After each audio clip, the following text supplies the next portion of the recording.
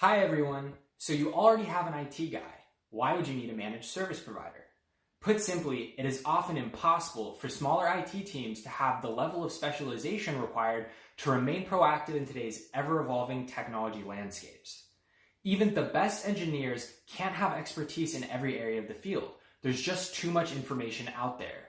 This means that new projects and initiatives often require an excess of research, training, and trial before they can be completed.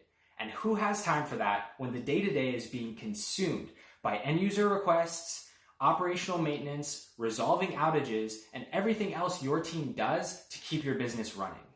A good MSP will support your internal IT department by filling knowledge gaps, automating operational tasks, increasing efficiency, and providing access to enterprise-level toolsets that would otherwise be out of reach. If you'd like to know more about how a managed service provider can take your department to the next level, we'd love to have a conversation. Click the link below to get started.